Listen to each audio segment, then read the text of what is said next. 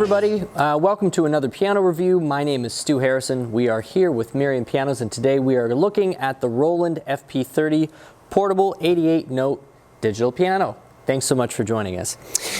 This is one of three that we're looking at in the 1,000 and under category. The other two, of course, are the Yamaha P-125 and the Kawai ES-110. The Roland FP-30 is an instrument that I am also quite familiar with, along with the other ones. And we are going to be looking at some critical key areas with this piano today. We're going to be talking about the action.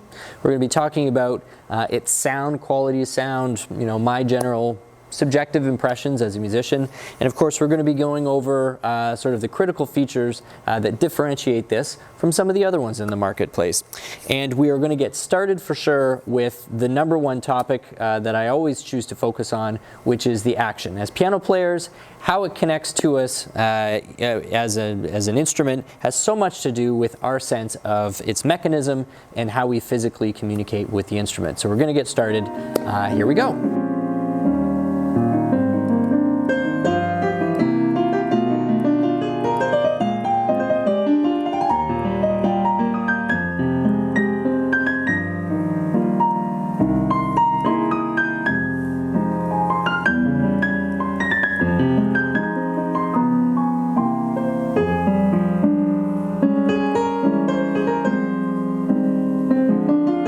The action on Rolands have always been one of their strong suits. I've been playing Roland for many, many years, both personally and professionally. The instrument that I gig with right now full-time is the RD-2000 stage piano, and I've played FP-50s in professional settings, FP-80s. The FP-30 is one that I haven't yet used on a performance itself, but I've played it plenty of times in the showroom. I've used it a few times on a couple of sort of impromptu recording sessions. So I've spent many, many, many hours behind this instrument. One of the things that I notice between playing a Roland generally versus, say, a Kawai generally, digital piano, is that I do find the Roland action to be a little more forgiving. And this has both good implications and maybe for some people bad implications. It's forgiving because I am able to be a little less accurate with it. So when I'm playing in let's say a non-classical setting, like I'm playing in a pop setting or I'm playing in a jazz setting, I find that I can focus a little less on my fingers and on what I'm doing, and the Roland just intuitively feels like it's following me a little bit better, and quite frankly the number of wrong notes just sort of seems to somehow reduce itself. It is a very forgiving action. They've designed it that way. I don't think Roland is per se going after the hardcore acoustic classical piano market so much as Kawai is trying to intercept that customer. I think they fully realize that the majority of people who are purchasing and considering Roland pianos are definitely musicians, but perhaps not a classical pianist first and foremost. It's probably more of a contemporary musician or a new student perhaps who's looking at these instruments. So first of all, the texture of the keys is nice. This is something that Roland does probably at a lower price range than most others. They actually give it a bit of an ivory feel and an ivory look. So there's a texture there. It's nice and comfortable for the fingers. And no matter how quietly or how loudly you press the key, the range of dynamic output is well controlled. So whether you're really banging on it or talk about that later, but or playing quietly, it really does give you a very nice, almost slightly compressed dynamic output to it. The physical feel of the key is definitely different than the Yamaha or the Kawai as well. When you're playing the Roland, one of the things that you do notice is that the key tends to hit the bottom of the key bed with a bit more of a thud than the Yamaha or the Kawai. Now, again, in some settings, that's actually something that the tactile sensation is pretty satisfying to know that you're really connecting well with the key, and it's not something that's feeling mushy or inaccurate. So there's definitely a rhyme and a reason for why they've designed the keyboard that way. Now this, the other thing that this does have, I believe, because I am feeling it a little bit, is this does feel like there's a bit of escapement on it. And the other thing that I notice is the keys compared to, say, an FP-90 or an FP-60, just the key action overall is a little bit looser. I'm not sure whether that's by design or whether that's just simply because for, you know, under $1,000, it's hard to get perfection every single time, but it does have a bit of a looser feel. So between, say, an ES-110, the Kawai, and this one, if I was to be doing anything that required some precision, and particularly anything if I was going to be doing some solo piano work, I think I might default to the Kawai. Whereas if I was going to be playing in a band setting or an ensemble or something where the absolute precision wasn't going to be quite as particular, the Roland would be a strong consideration for me. So that's the action. So now let's get into sound. Roland really prides itself, and it should, on its ability to create really quite authentic, realistic tone and sound across a huge instrument range. I mean, they do everything from virtual accordions to organs to pianos to drums, and their piano sound has definitely continued to improve over the years. I mean, I think one of the biggest Roland products that I ever used was actually the Phantom X8, which was this huge, monstrous workstation, and that was back in the mid 2000s. And that at that time, the piano tone on it was absolutely fantastic. Had lots of color, lots of dynamicism to it, and it's something that I still think that the Roland FP series delivers very, very well. I think the range of color that it gives, so I'm talking about specifically the shape of the sound as it changes from playing softly to playing loudly, is probably not quite as broad as what I might get on the Kawai ES-110.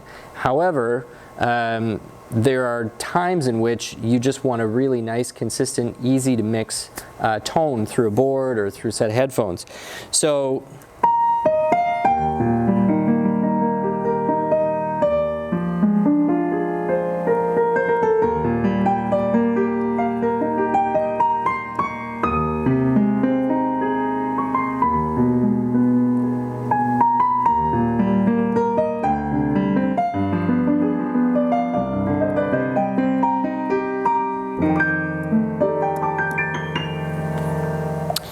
and specifically, if you're talking to a sound engineer and you're looking at the Roland curve, what tends to be intentionally omitted there is a lot of mid-range sort of thickness to the sound. So this is designed to cut through a lot of noise quite easily. It's designed to be clear in your ear, but what you might feel a little bit is a lack of warmth.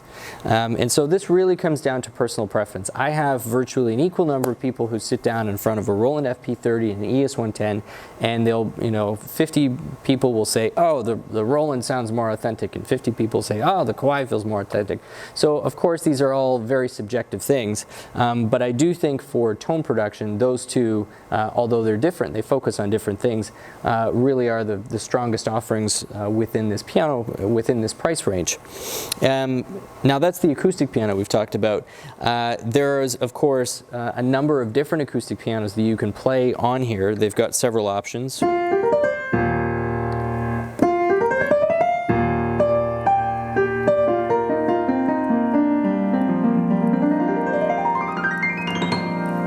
And I should also mention that this is being recorded actually through a couple of condenser mics on the floor.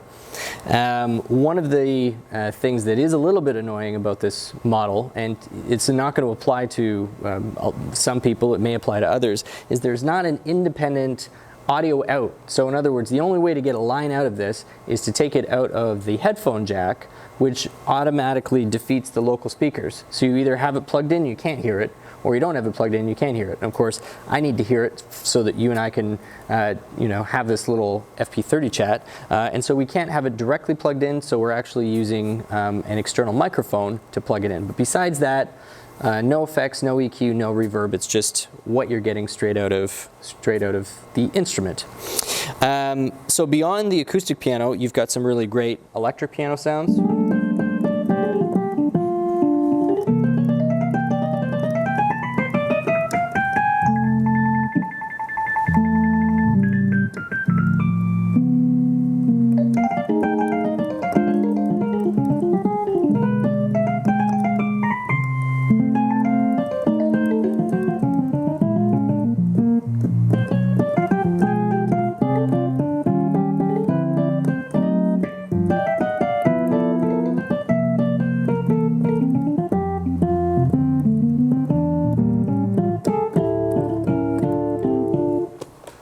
got a nice decent crunch to it. And of course there's a whole other set of sounds that fall into the other category, which you can access through that. But we're going to lead right into one of the things that Roland really kind of helped to pioneer in the industry, which is the integration with other digital products like an iPad or an Android tablet. So I've got one down here.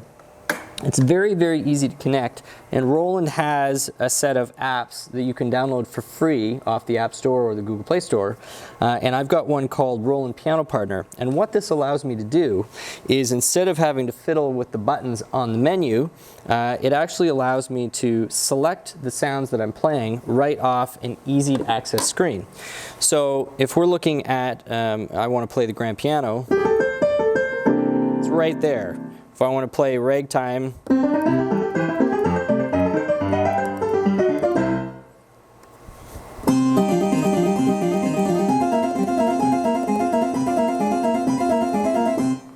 so on and so forth. Or if I want the E piano,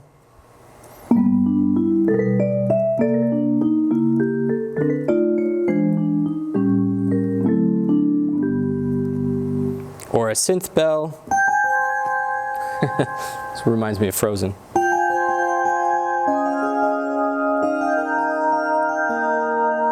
Okay, enough of that. Or of course the other category we were just mentioning, you've got a lot of strings.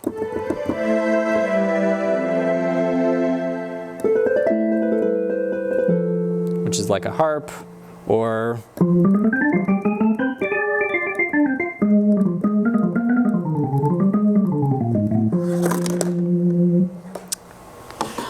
I just angled that a little bit more. Roland, if you're watching, 5 degrees more. That's all it would take.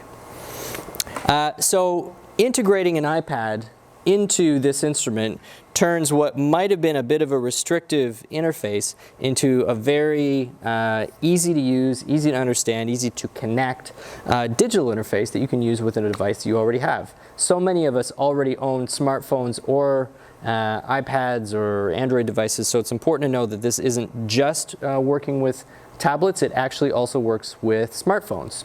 So you don't need a big device, you can even use this with a relatively small device. On top of that, the FP-30 has the usual suite of other, let's call it like fundamental basic features, such as transpose, you can split the keyboard, you can turn on sort of 2 piano modes, you can blend 2 sounds together at once, and also a nice feature, you have the ability to actually play like MP3 tracks off of a USB key.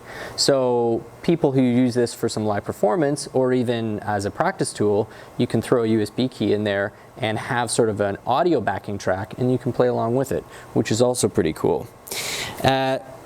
The FP-30 is very light, so as an additional feature, this is something that works well for people who need portability. And just like the ES-110, it's in the 30-pound range, so whether you are taking this to a gig or whether you are at home and you just need to save on a little bit of square footage, that part also works very well. The FP-30 comes in a slab format, like we're seeing right here, but you can also get it with the matching furniture stand and 3-pedal system. And Roland offers all of those, I believe, for $200 a piece. So for an extra $400 or $300, depends on what country you're in, you're able to add that. Just obviously contact your local retailer. They will give you the pricing on what it costs to add the stand and add the pedal. But for people who really like the price range, this is a nice way to get a Roland product in your house, even looking like a sort of a permanent digital piano for just over $1,000. So here's the Roland FP-30. Thank you so much for watching. Again, here's an instrument that is quite ideal for people who are either just starting out, wanting to keep the price point low. I'd say it also works really well for professional musicians, that this compared to another one of the other two, Yamaha P125 or ES-110, for whatever reason, you don't need a reason other than it's your own preference, you like just a slightly crisper, slightly sharper tone overall. It isn't too warm, and it cuts through really nicely. I think that's where the FP-30 really shines. A nice, clear, crisp tone, very forgiving action, and generally an all-round versatile instrument for a very attractive price point. So thank you so much for watching. Again, my name is Stu Harrison, and this is Merriam Pianos.